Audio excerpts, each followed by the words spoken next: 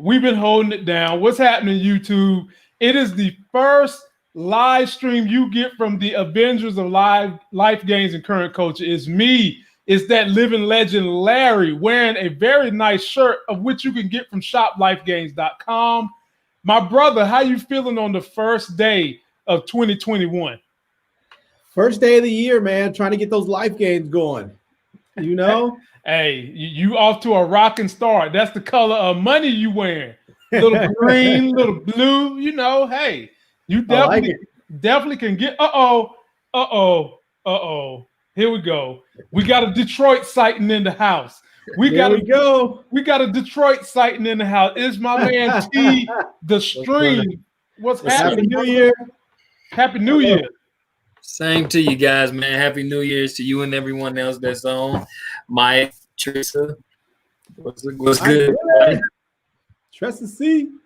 Yeah. So I planned this video in part because of Tressa C.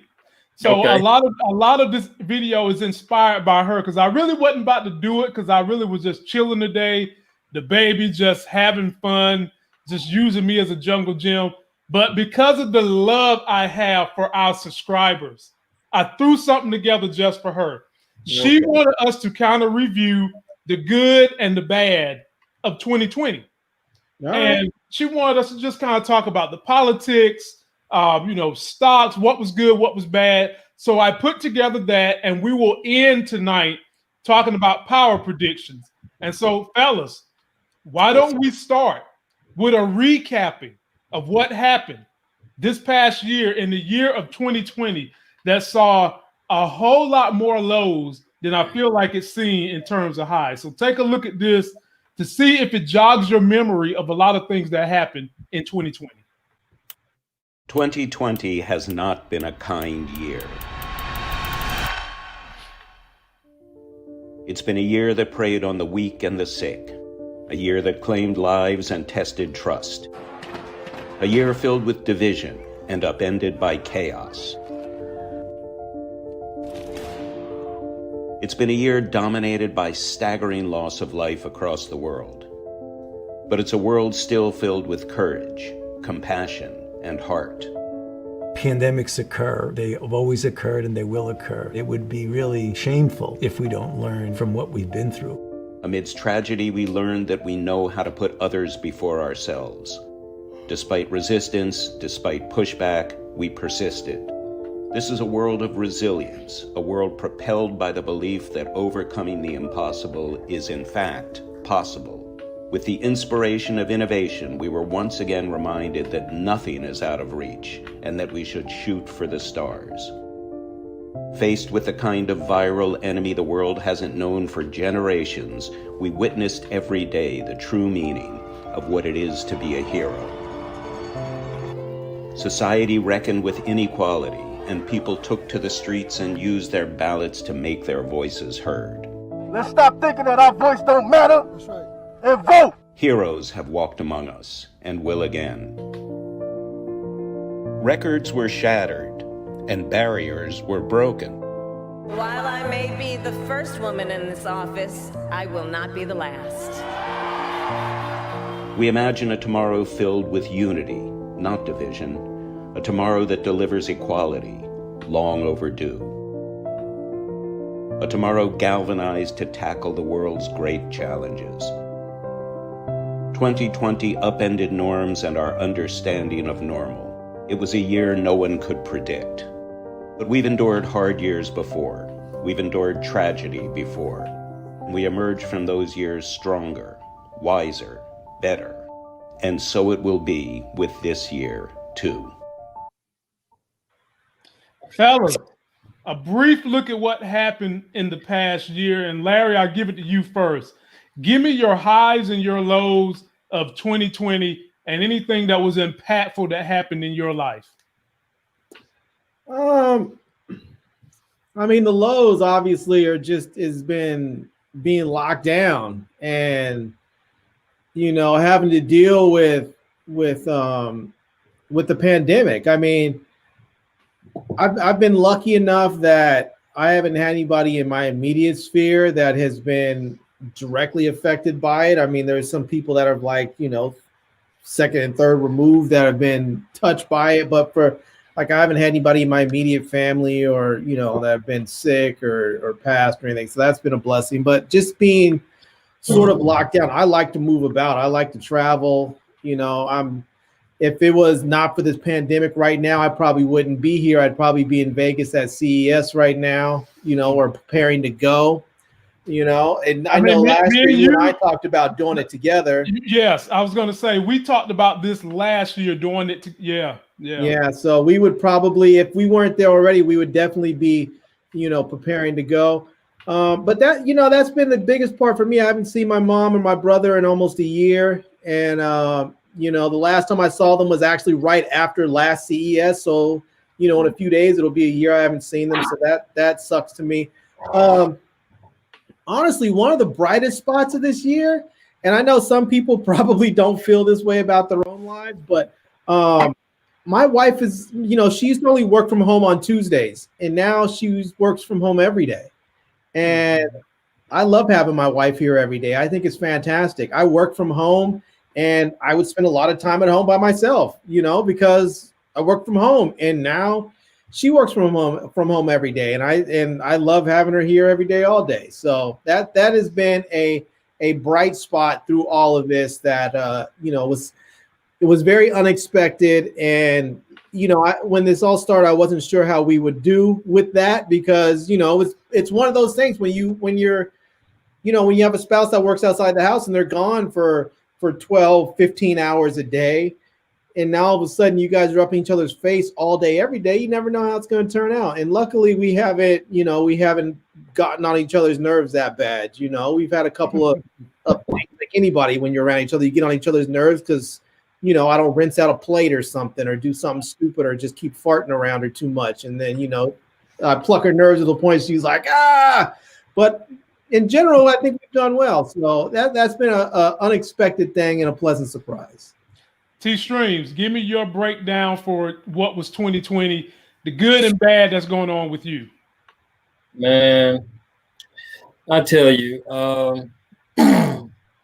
my year was like really, man, my 2020 really was, you know, even now it's still hard to process. You know, I have friends and family affected by COVID. You know, lost people that was dear to me. Now I saw, you know, several classmates, you know, died by it. You know, people that I used to hang around with, you know, on a regular basis. You know, friends, weeks on, you know, ventilators, and managed to pull through. So it's just sort of been back and forth when it comes to that. You know, I hadn't, you know, punched the formal clock in maybe 7-8 years. So, you know, I really wasn't, you know, I really wasn't too hard hit that way. You know, it was just for me, it was the whole thing of, you know, being isolated, you know, because I didn't been across the pond before and had to deal with the folk. And so I don't really like having to be isolated, but, you know, it's, you know, I just, you know, I'm just taking it one day at a time. This year I've been hit with, this been my most fined year, you know. And I got fined for fireworks, and I got fined for IPTV. So, you know, so I just been, you know, it's just been an upward battle, but nevertheless, you know, I consider myself a thinker, and so regardless of any of the hardballs that was threw towards me, somehow, God has always been on my side. So it's really odd because during this pandemic, we actually did well. It's just that we can't really can't do anything, and so we've been having to come up with creative ways to stay entertained, because we go out to the stores and stuff like that, but nobody out really trying to really just hang like we used to. And so but outside of that, man, the year at best was like, it'll never be forgotten. I can guarantee 2020 is going to be remembered long past once all of us are long gone. The impact that it had on our nation, the civil unrest about everything, the economic crisis, the presidency of Trump, police brutalities, people losing their pensions, can't losing their businesses, all this stuff defines this year. Then we lost some pretty prominent people. Like I said a long time ago, when I was going to Home Depot and I got the news that Kobe Bryant had died, I was like, oh shit, this is about to be a jacked up year. And now, I just knew that it was coming. Even though his death had sort of blinded the whole idea of COVID in its early stages, right after that was done, it was right here, beating us down. And so, I do look forward to another year. I'm not, though I am optimistic, I'm not naive to think that 2021 is going to be a miracle year. Mm-hmm. I told my wife last night, I said, moving into 2021 is a good thing. The only bad thing about it is that it starts the same way 2020 ended. So that's true. At this point, there has been absolutely nothing changed. So, and I don't expect, honestly, I don't expect to see any type of normalcy to, 23, 24, maybe even 25, that's just how bad we've been affected. And so, I just keep a smile on my face and just keep it pushing. Yeah. For me, I'm one who sets goals. We set individual goals. We set family goals. Every year we've been doing this, every year since we've been married. It has helped us reach different heights. It's helped us through the years we've had businesses. It's helped us all the time. And we announced to the world last year around December that we was getting ready to have a kid this year. When we set our goals, won't nobody thinking about a coronavirus. That was not even on our radar. There was nothing in the books and the plans for that. Now, gradually, I had already been investing. I've owned a business. Y'all know I've done real estate and still hold real estate. We've owned a child care center. I've owned a respiratory business. I've always been business-minded, and I've always had money set aside for investing. I did not know that in the midst of one of the worst tragedies in American history, that there would be any kind of superlatives to come out of it. Politicians always say, don't let a crisis go to waste.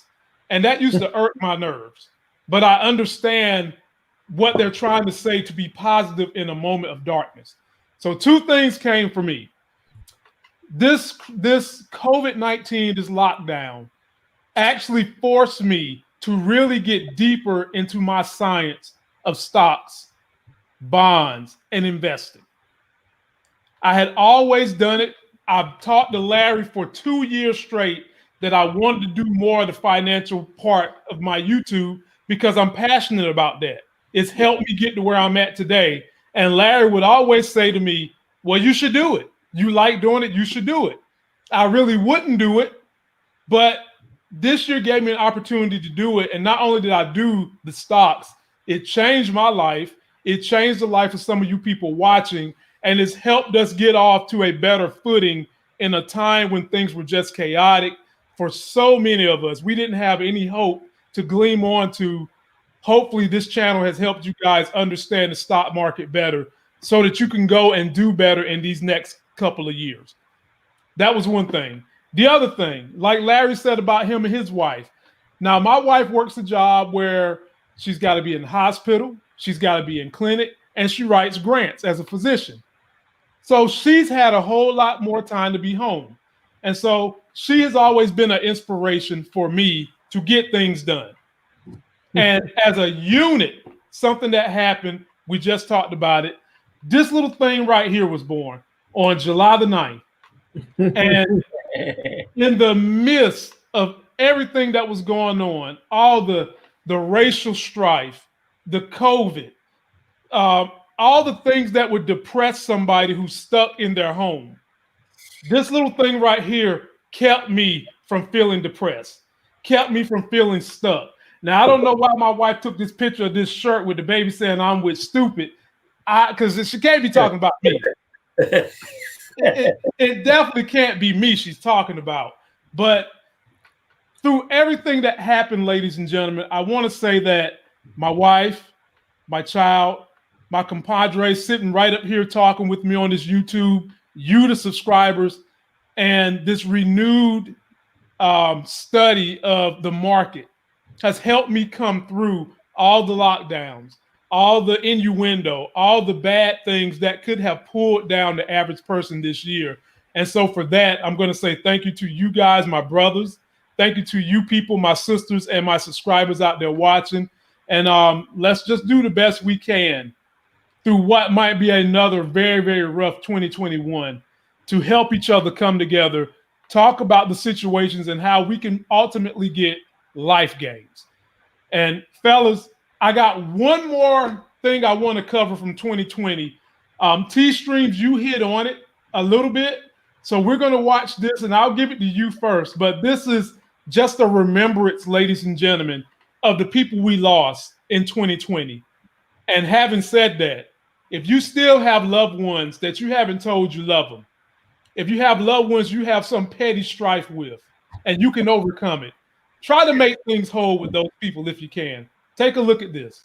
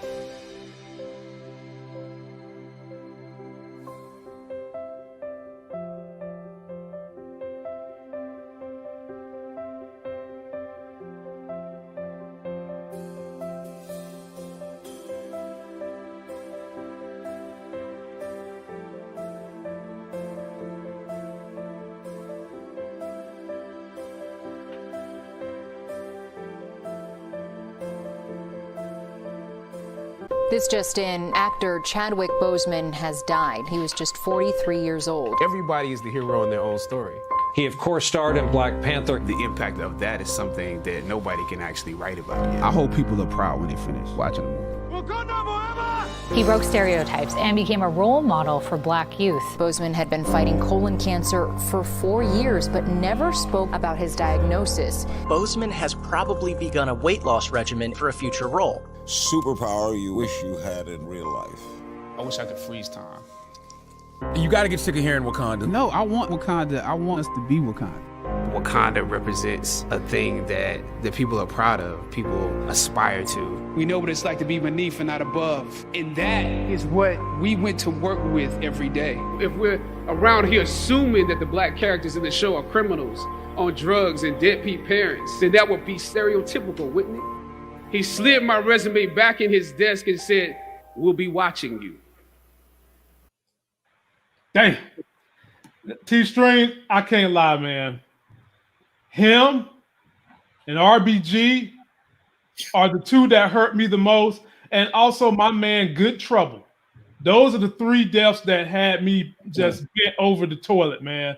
But talk about the significance of the individuals who touched your heart the most that we saw go away in 2020. Yeah, man. Chadwick Boseman was right up there, right at the top, because he was just coming to that apex in his life and his career. Those of you that have followed him for a couple of years, seen him represent, Black culture and stuff in some of his previous roles. But it wasn't really until Black Panther that he got that, attention that role demanded. And so, it's always hurtful when you see, young power like that has such a great body of influence. Kobe Bryant is the same way, had a great body of influence over a lot of people.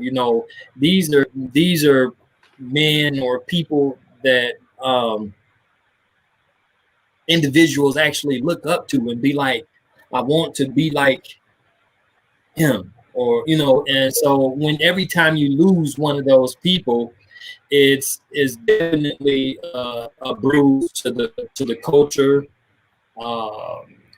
as well as our hearts, because it's something special when you feel impacted by the death of someone that you physically do not know. Mm-hmm. Yeah. And so, when people have that type of influence and they're able to project a certain type of energy that demands that respect, of course, you feel a little bit like you got that, so there's a few people, and then there's of course these unsung heroes, personally, that each of us may have known that wasn't a star, or that may have been a neighbor, or a parent, or a sibling, or somebody that we actually honored and respected, and and it was just their time. It's unfortunate, because these are as much as we have as far as understanding and in life and death, or theological principles, or whatever the case is, still a lot that we don't understand, and so we can't do anything but grieve in those moments. So we've lost some great icons, man. Yeah, and man. That were actually headed to icon status if they're not currently seen as icon status. But life goes on, and in these cases it's time for someone else unheard of to pick up the baton and carry on the race. We don't know who the next Boseman is going to be. Hopefully it's going to be you. Hopefully it's about to be you. Yeah. Yes. So That would be lovely, wouldn't it? Let's get it, man. Yeah. So it's just my prayer and my hope that people pay your respect and give your flowers while people are alive. I mean, because once the soul is separated from the body, it's going on. It's nothing more. The stories that we love yous and all that stuff, it don't benefit the deceased, So it's good to give that praise and that affirmation why people are still here, where it can be utilized, where it can be used to actually change your life. Simple words like that, man, could really change somebody's life, because though they're really thought-provoking, when someone look you dead in your eyes and just tell you how much they appreciate you and the work and the efforts that you have done, and they aspire to following your path and stuff like that, that's moving. You got that right. T-Stream, let me pass the baton to Larry so we can kind of stay on time on mission. So Larry, what about you? Who died this year that, sticks in your craw because you enjoy what they was doing while they was on this planet? Yeah, man. I mean, don't get me wrong. I don't want to sound like I didn't care or anything about Chadwick Boseman, but I wasn't surprised. We talked about it on the show a number of times, and just personally about how skinny he was, and some people had jokes about stuff, and I remember both of us saying, "Nah, this brother must be sick. Something's up. That you don't get that skinny." Larry, did they not come for our necks? I can recall them coming after us saying, "We don't know what the hell we're talking about," and I'm like, for crying out loud, I've been a personal trainer. I know about weight loss, weight gain. I know about that. And they came for me and Larry's necks when we said this is more than getting ready for a role. Yeah.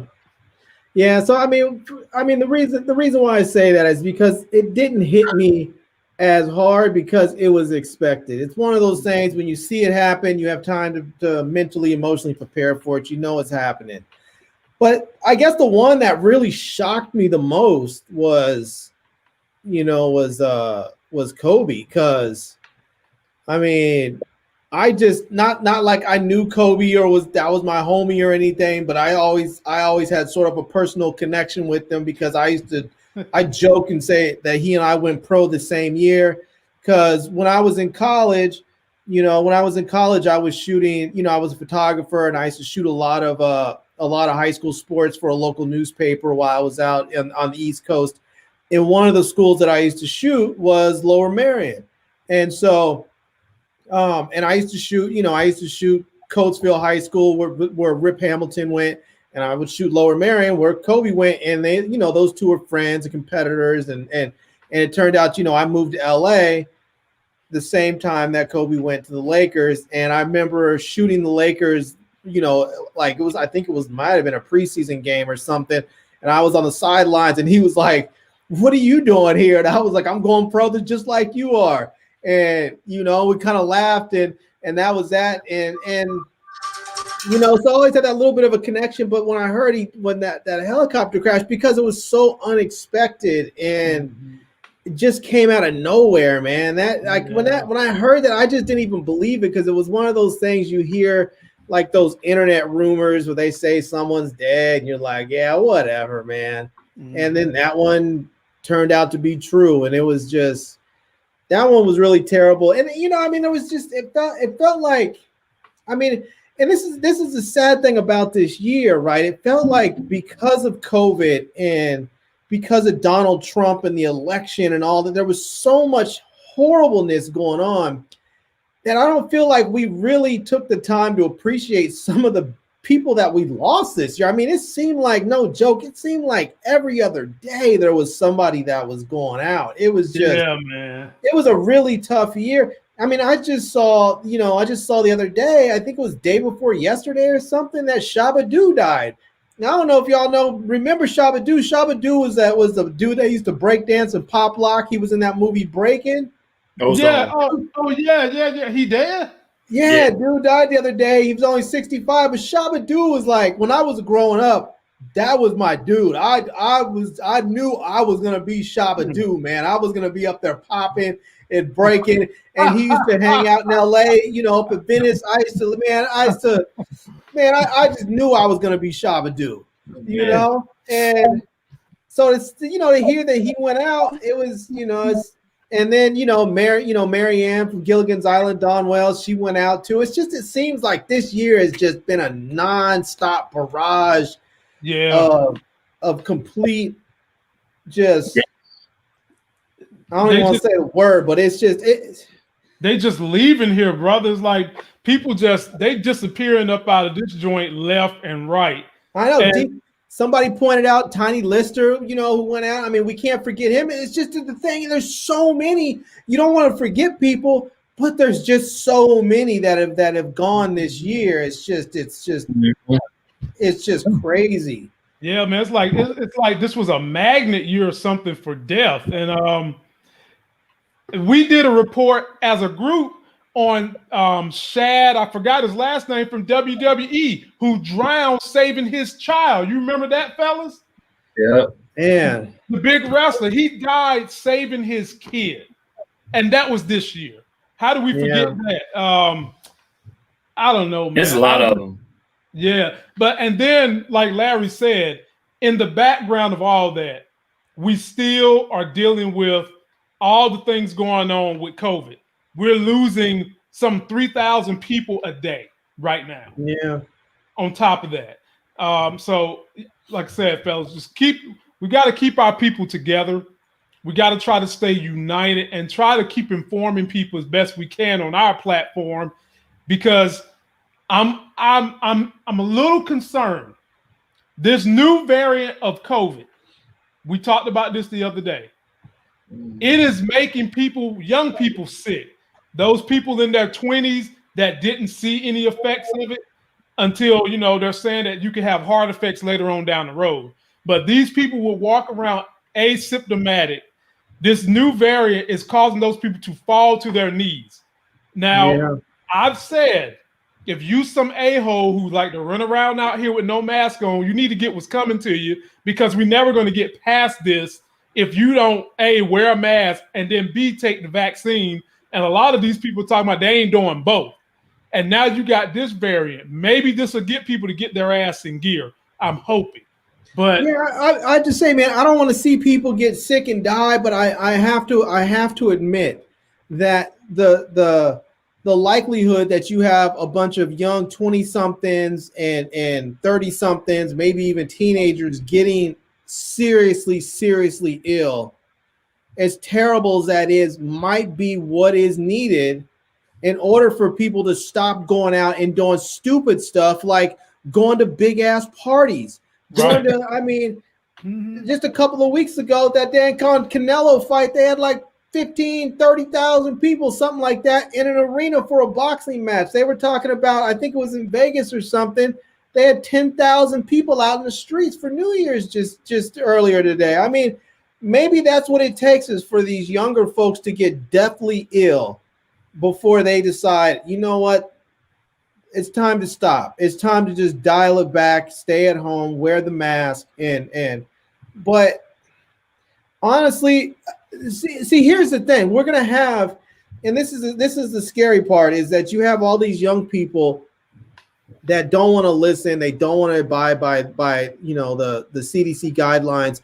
And if this new variant starts to kill them, they need to understand they are going to be the last ones on this list to get the vaccine. Because unless they happen to be a frontline worker, they're not getting it. They're going to be considered young. They're going to be considered healthy. They are going to be in the very, very last phase of this vaccination campaign. And so they are the ones that need to protect themselves. A vaccine is on the way, and they need to make sure they protect themselves, because people like myself, I have asthma.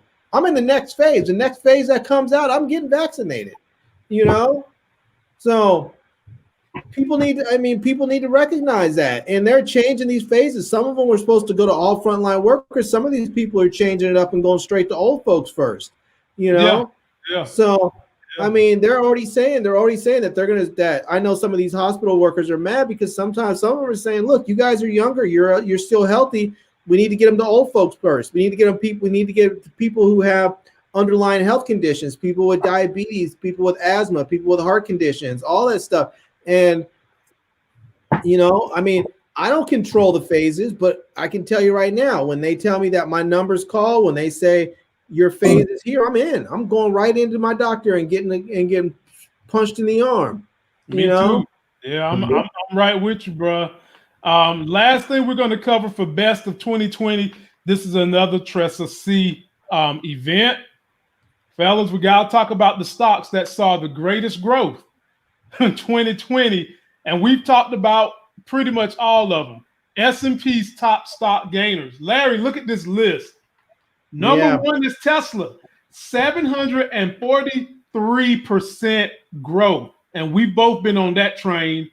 One that I didn't see that I would have never bought anyway, Etsy, had a 301% growth. NVIDIA, Larry, I've been in that. I've traded that one. I've encouraged people to use that as an option play.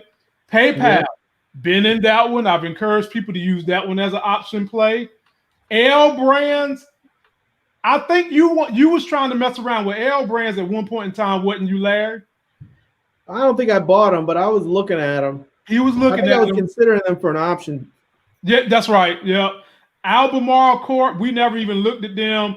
AMD is one I told everybody about. Matter of fact, I did the first time I ever did 2 put contracts. I used AMD. And the last one on the list, 98% return. Fremont McMoran. Fellas, I want you guys to give me 2 stocks. Larry, you first. What 2 stocks do you think are primed to have a big return in 2021? In 2021, huh? 2021. And now this should be easy for y'all because I done emailed y'all my top 10 list, and I starred the ones that I really think are going to do something dynamic. Well, I'm gonna give you one that I know you don't like. Hey, I read some stuff today. I had time to read today and catch up, so I might like it. There's one that I know you don't like, but I'm gonna go with it anyways. I'm planning on Monday morning. I think I'm gonna go ahead and pick up. I think I'm gonna go ahead and pick up 100 shares, and that is American Airlines. Don't you? Who? American Airlines. Why don't you trade American Airlines instead of spending all your money on 100 shares? Why don't you just buy a bull call? Yeah, just buy a bull call, not no put.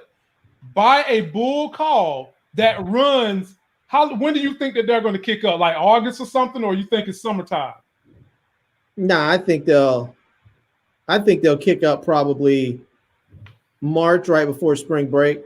Buy a call option. It's going to save you the money of having to buy 100 shares, and you still get the benefit of the rise. Buy a call option that lasts through May. Maybe I have to do that. I don't know. I haven't really done calls, so I have to see about doing that. But maybe that's the way to go. That's the way to go. Mike Willie. I remember, Larry, we talked about Penn Gaming this year. Mike Willie bought it way back in April when we talked about it, and my man has held on to it, Larry. He's up like 60%. Nice. So T-Streams, I want you to name 2 stocks that you think is poised to do something. I didn't get my second stock, man. Oh, that's right, my bad. Go ahead with your second one. Now, here's one. Now, boy, here we go. I have a couple of them. Here we go. Couple of them that I want to mention. I have a couple of them that I want to mention. One of them I bought in and I sold it early, and I think I'm going to buy it again on Monday. But that's Marathon Oil. Ew. And I know you don't like oil companies. I know they're not popular, but Marathon Oil, it does a lot. If I'm not mistaken, they do a fair amount of production for jet fuel, and I think that's gonna help move the stock in this new year. Okay. Well, I also really like I've been debating whether to jump in a little bit more. I really like Disney. I think Disney's going to move when their theme parks open back up. Yes, whenever that happens. But I think that's going to be a long one. I think that Disney is. I know that their streaming service is going to be picking up and booming over this course of this year, but I don't think their theme parks are going to go full swing probably till 2022. I mean, I agree with you, but the stock is not going to get any cheaper. And when you start seeing the rumblings that the theme park is going to open up, Larry, that stock could easily be $400 by the end of 2022. Easy. Yeah, it's possible. It is possible. And I'll be honest, I plan on selling off some of my stuff tomorrow. I mean, on Monday, because I sold a little bit off on like Wednesday or Thursday.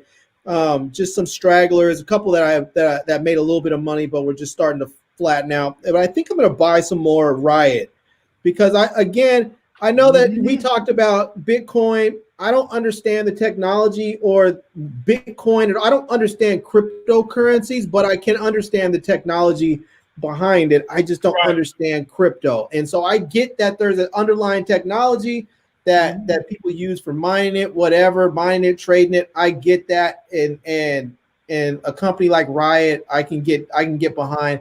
I just don't understand crypto, and so I'm not going to buy any Bitcoin or any other sort of cryptocurrency. Yeah, and William Lawrence. Before I give it to T Strings, I got to pick on William. Larry, me and you was having a conversation about William Lawrence, because he would get up here and kept telling us to buy Fubo TV because they had the IPO this year, and for a little while they had a run. Yeah, and I kept saying no. And Larry, have you seen what's been happening with them lately? They are going down the tank.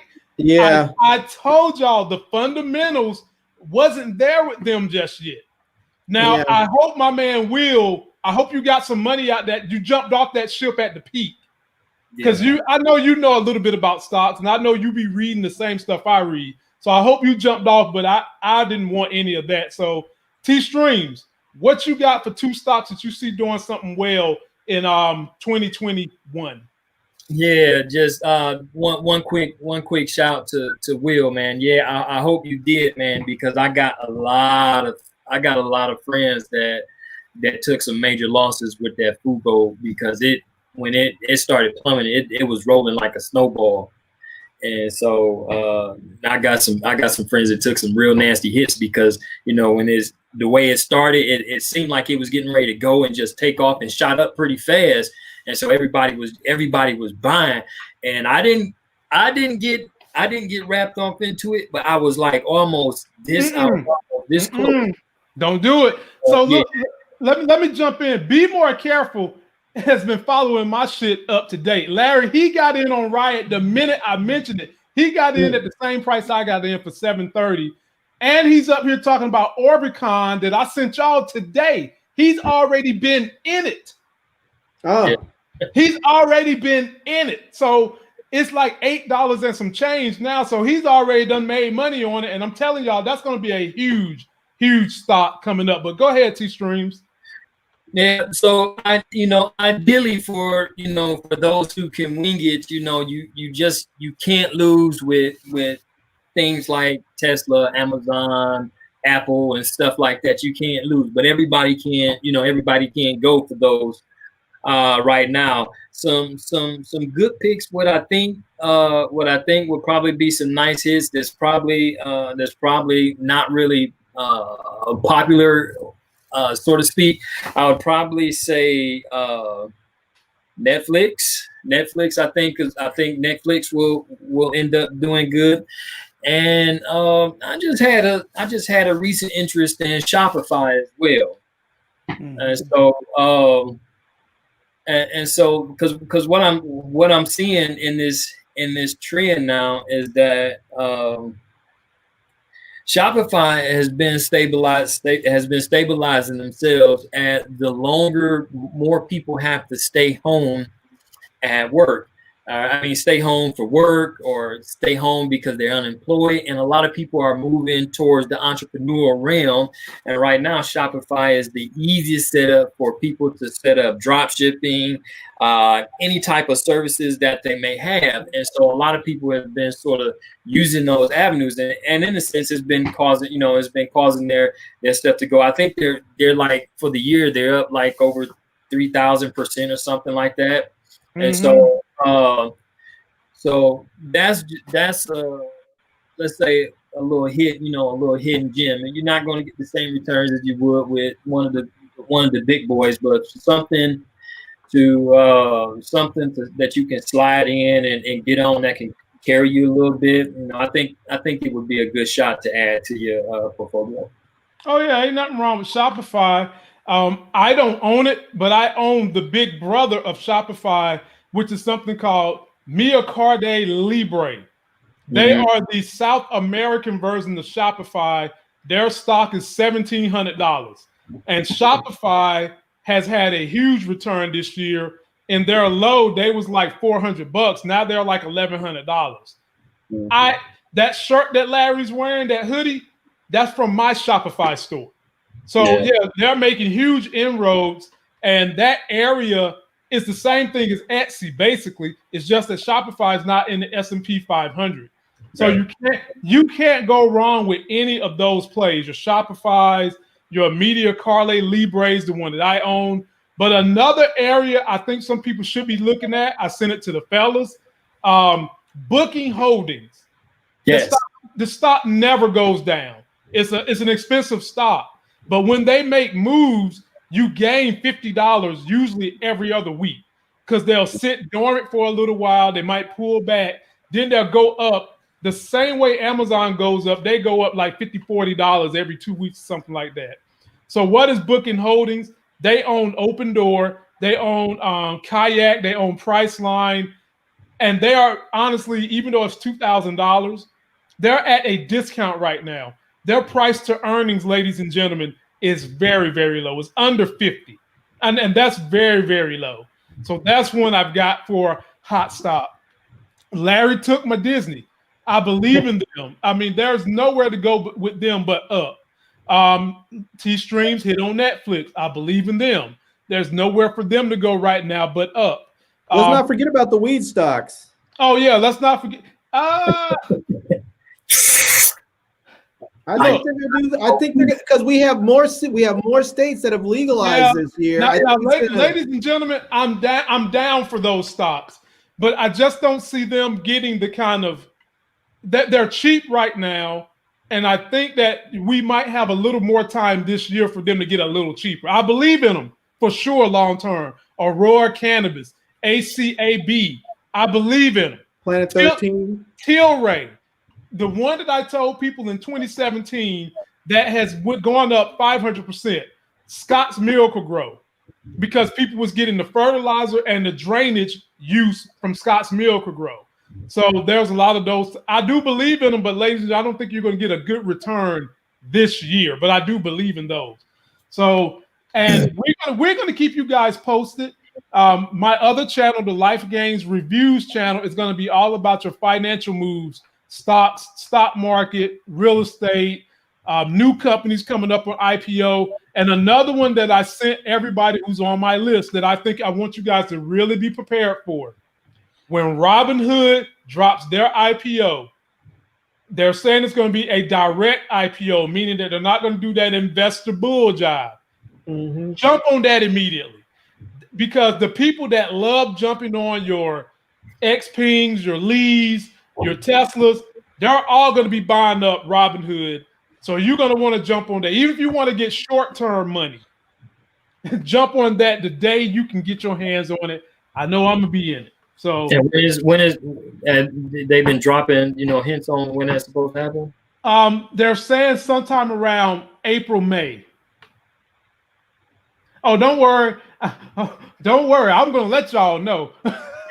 That's going to be pretty huge. That one's going to be big. That one's going to be interesting to see how it goes. Yeah, man. Yeah, man. So, all right, ladies and gentlemen, it's power time. we get into the last episode of Power. It's this Sunday.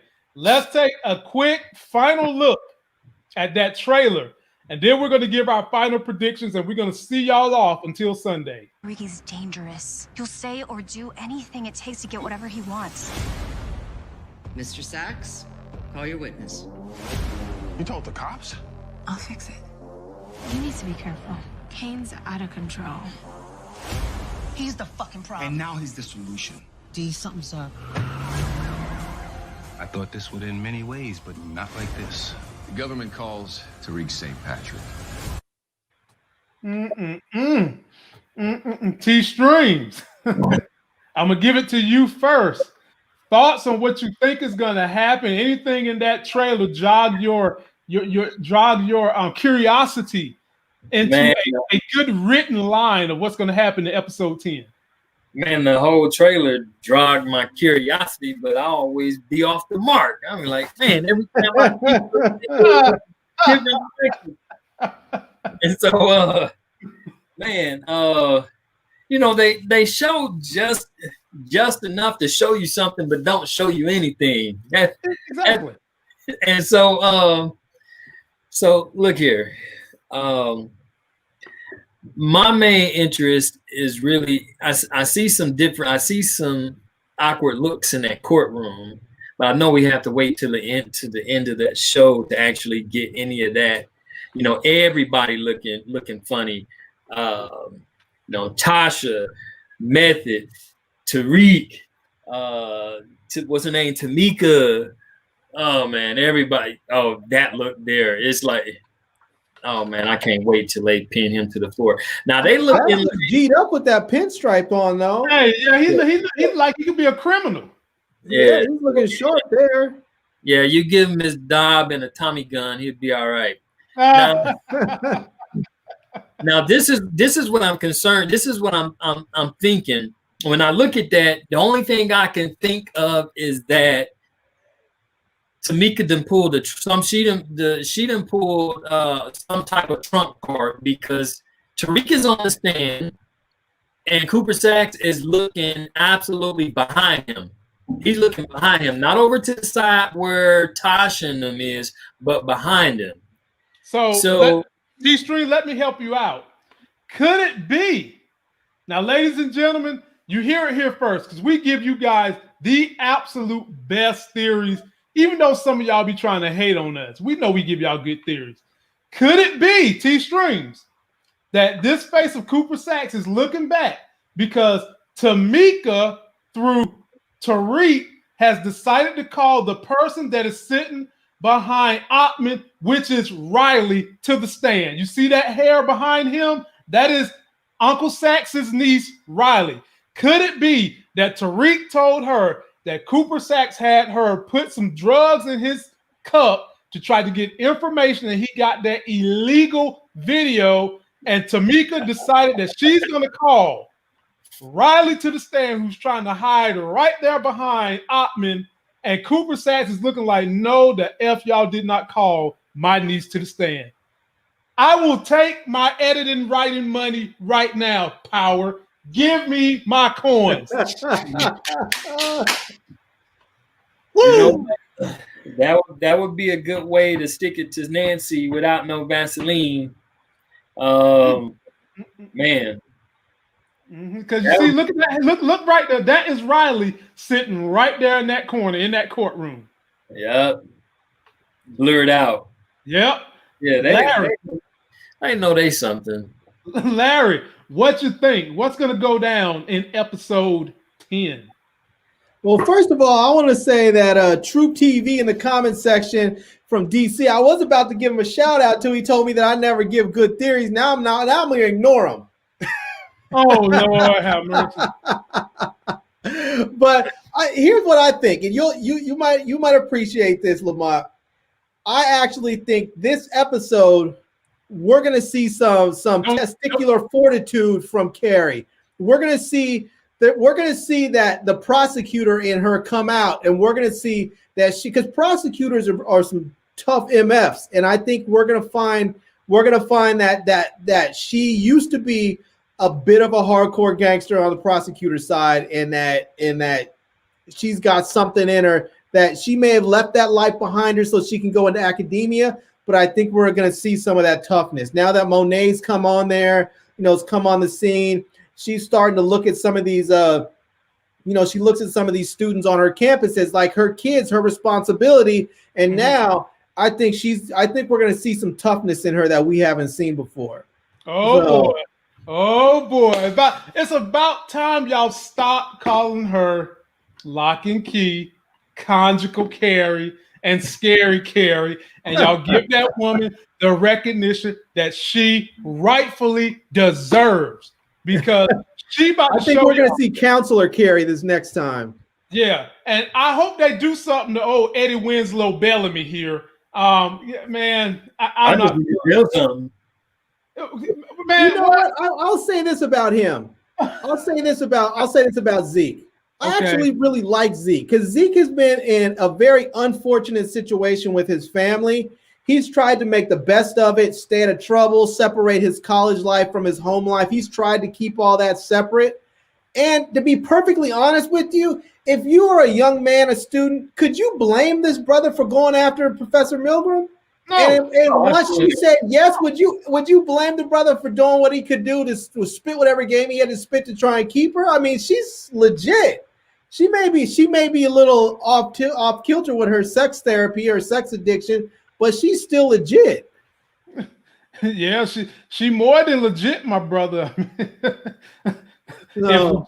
Boy, I like Zeke. Yeah, I like Zeke. He all right, man, but this is what I want to know. Okay, let's talk about this clown right here. He's supposed to be a gangster, you know what I'm saying? He's supposed to be a real G. How many real G's go to their bedroom and flip over a damn queen mattress? What? Come on, man. He flipping over the mattress. How many real gangsters are running around wearing tie-dye Oshkosh Bagosh overalls? I don't think that's tie-dye Oshkosh Bagosh right there. Well, not that one. That one, like I don't know what he's doing there. It's like he's in the woods playing army or something. No. This is what he's doing. In this clip right here. Oh, he's burying bodies? Yeah, he's burying the body. It looks like he probably done, stole that from an oil rig in St. Louis somewhere and about to burn up the body, and he don't want to get burnt up. That's what he's doing. He's dumb. He's going to keep that badge and get caught with it. Stop it, man. You know he is. So here's the other mystery. We got this car right here. It's a white guy in that car. Everybody wants to know who's getting pulled over.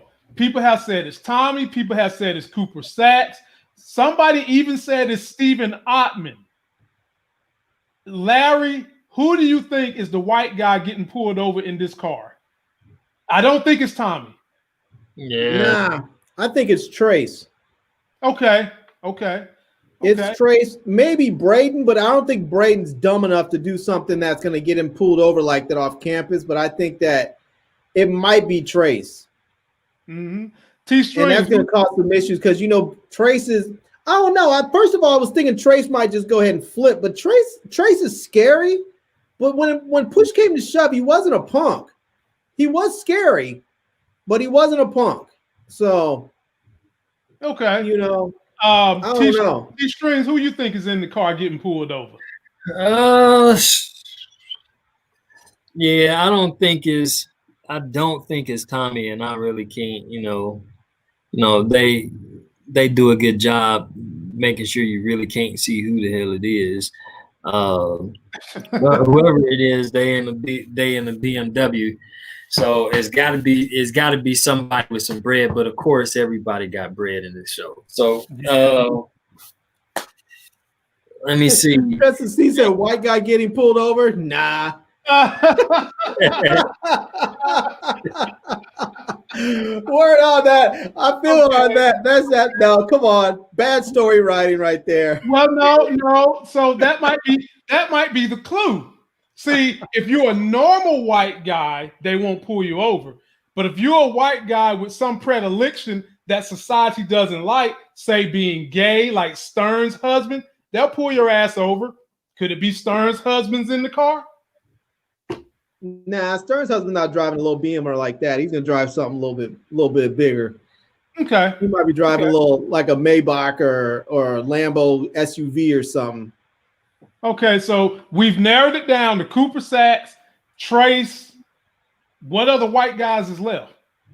You know, if it's Cooper Saxe, I don't think it's Cooper Saxe in the sense like they're trying to, like they're stopping him to arrest him. I think they might be going after him because there's a threat on his life or something, and they're just trying to make sure that he's in, you know, protective custody. So, okay, but I don't think they would be going after him to arrest him. Okay, all right, fellas. Final predictions. Is anybody going to get out of jail, or is anybody going to go to jail? And death predictions. T-Strings, we'll start it with you. Death prediction: does Tariq go to jail? Does Tasha get out of jail? Okay, I don't think Tariq go to jail. Okay, I think that would just complicate things to end the series or the season with him in jail, because then you have to do a bunch of episodes with him locked up because they're just not going to let him right back out, you know. So I don't think he goes to jail. Okay. I would like to see Tasha get out because if Tasha has sort of been his little, you know, his little earpiece, and if this show is going to capitalize on the rise and fall or the rise of Tariq St. Patrick, right now during these early stages, you know, he need that extra mouth in his ear. And it's sort of, you know, the whole idea of the phone calls and the sending messages through guards and stuff like that is starting to get time worn. So it's time right now. I'm surprised that it went on, you know, this entire season. But I would like to see Tasha get out. I know Tariq is not going to jail, but I do know whatever they have in their sleeve, the crux of it is we're not going to get it this season. So of course not. Yeah, we're not going to get it. No, Larry. The very thing we hope for that we thinking is getting ready to go down and see that's next on Power, you know. Well, and this time it's not a week. We're gonna have to wait 4 or 5 months, maybe. Well, if not longer. No, I don't know, man, because you got Raising Kanan coming on. That should be decent. We've got Hightown about to come back on. We've got P Valley about to come back on, and we've got The Chi about to come back on. So we're going to be busy with shows. We're going to be busy. And we have WandaVision coming up in 2 weeks. WandaVision about to come on. We're doing that. So we're going to be busy. And then The Boys is coming back in the summer. We're going to be busy. So we'll have different things to get us through this year with all this pent up. And now the rumor I've heard, ladies and gentlemen, it's a rumor. It's not like I sit on the board. It's not like I own enough stock that I get to go to the meeting, but they might be dropping the Scarlett Johansson movie from Marvel on Disney Plus. But y'all ain't hear from me. Yeah, y'all ain't hear from me. So don't act like you don't go out and tell somebody and then y'all say Lamont Tyson said it. Don't say that. But they should have been did that, because what they sat there and changed the date 2-3 times, thinking that the COVID thing is gonna subside and we're gonna be able to get all these people back into movie theaters and another 8 to 15 months or whatever the case, and that's not happening. It's just not happening. So I mean, they just sitting on this movie and they're not getting anything in return from it, and they done already paid everybody. So they need to go back to the drawing board and say, okay, let's rethink this thing. So I wouldn't be surprised if a lot of those movies, matter of fact, we did a show several months ago talking about all the movies that they done pushed back to the end of 2021 and pushed some movies all the way back into 2022 and stuff like that because of this very same thing. So You know, it's a good model for certain movies, but you gotta let some of them go. Yeah, I agree. And by the way, I did review Godfather of Harlem first season, which was, if you guys didn't see that, it was just unreal. The acting, the cast. Whitaker. Yes, man. Yes. Yeah. And your boy, I can't think of his name. That was the senator in it. He plays a convincing bad guy. He did a good job. They had my man playing Malcolm X. That was a good damn show. One of the best shows on TV. That comes out in February, right? Yes, and Larry, it come back on in February. Oh, it does. Okay, I didn't think they got renewed. No, they got renewed on FX, and that's coming back on. So, ladies and gentlemen, stick with us. But Larry, is Tariq going to jail? Is Tasha getting out? Is anybody else going to die in this season of Power? No, I don't think Tariq's going to jail. Damn it. Tariq's not going to be going. Tariq's not going to be looking at jail or really threatened with jail. I wouldn't say probably until maybe the middle of like season 3 or something. Good Lord, that long? Yeah, because I think like the whole Tasha thing. I agree with T-Streams that the whole Tasha thing. They have to get her out, or they have to establish that she's going to stay in. Like this whole will she or won't she get out? It's kind of gotten played. It's ran its course. They need to either let her out or convict her and know that she's going to be in there. And so, but I think with Tariq, I think what's going to happen is he's going to stay in. There's probably going to be some kerfuffle with Saxe, obviously, and I think they're going to have. I think what I kind of think is they're going to let Tasha out, or she'll get acquitted, either one, and then Saxe is going to end up going after Tariq. It's gonna maybe his niece or someone will say, "Hey, look, they're selling up there. He's basically an Ivy League kingpin." Blah blah blah, and Saxe is going to go after Tariq the way he went after his dad. And we'll have that whole cat and mouse game with him there, But I'll be honest with you. What I really would like for them to do, at least I hope they do something more with it in this last episode, is I hope they do something with Tariq and Braden, because they did such a fantastic job of developing those two characters and their relationship and their bond and the reason why they're friends and working together. All this. I mean, these two dudes were really fantastic together. I looked at them and I thought, this is a fantastic little duel right here. You have one guy who has totally different motivations from the other, but they both want to do the same thing. And, they're sort of like Tommy and Ghost, where you have one that's reckless and you're going to have to constantly hold him back from himself in some respects. And then they just sort of like, after the whole thing with the troll doll, it just sort of, that relationship sort of fizzled, and they haven't really done anything with it for like the last 3 episodes. It's just sort of, it's like Braden's there, but they haven't really done much with that. I feel like that relationship right there deserves an entire episode. I can see that. Well, one thing that they did reveal in this trailer is that Professor Carey confided in Officer Santana. That's why Eddie Winslow Bellamy was upset that she went to the police. And I'm telling y'all right now, he is going to be a third wheel in her love triangle of Eddie Winslow Bellamy, Professor Plagiarism, and now add yourself some lies, Alonzo, Officer Santana. I ain't going to have no nickname for him because that's my boy. But, ladies and gentlemen, that's it for us. Happy New Year. Me and my wife will be doing our live stream of Power whenever we can get that little girl to take herself a little nap around 7:30, 8 o'clock is 8:30. Tune in. She's going to wake up and going to want to get all on the camera and take over and try to talk. So we'll be there waiting on you.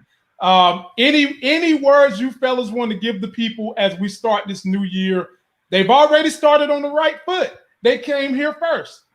Yeah.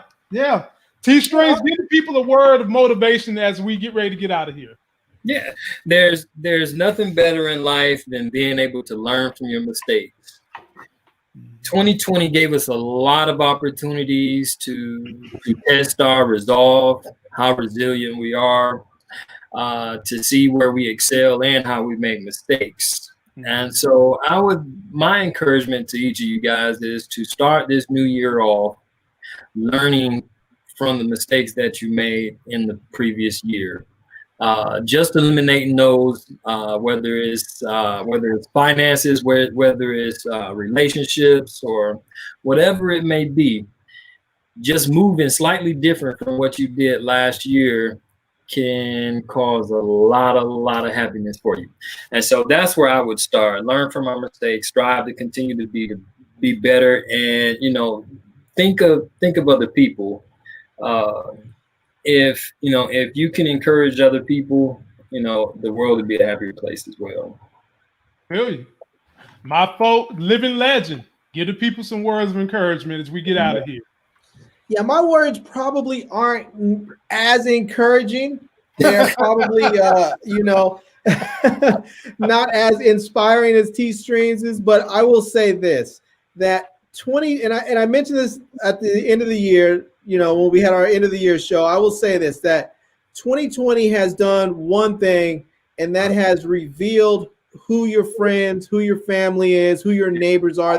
2020 has revealed people to us. Yep. They have let us know who they are, whether it be with politics or wearing a face mask. People who have decided, I don't care about you, so I care about you so little that I won't even put on a mask.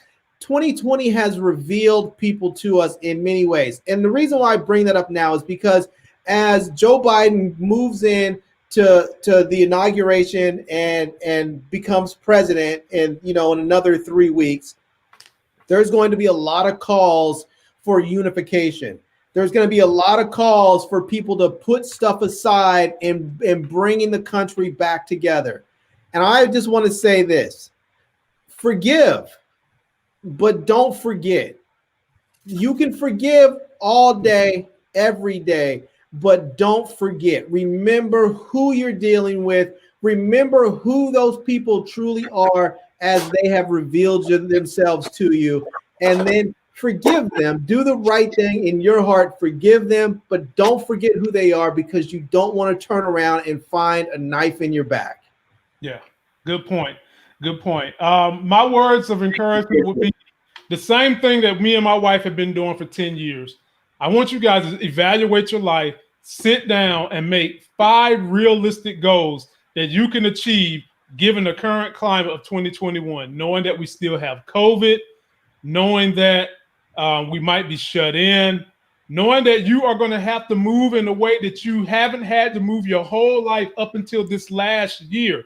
Set 5 realistic goals. One goal I want you to set is go buy that hoodie Larry's wearing that you can find at shoplifegains.com. Make that a goal, people, ladies and gentlemen. And also make it a goal to subscribe to my other channel, where I will be doing nothing but financial life gains, teaching you more about stock market, teaching you about the real estate. When hot things come up about Tesla, I'll let you know. And the link is in the description to lifegainreviews.com. That's going to do it for this video. Don't forget to like the video, comment, subscribe. Enjoy your weekend. Tune back in to us sometime Sunday night between 7 and 8:30 p.m. We'll go live to recap the last episode of Power, me and my wife. I'll be back with the fellas on Monday. Until the next Sex is Hell video, we'll see you. Peace. Peace.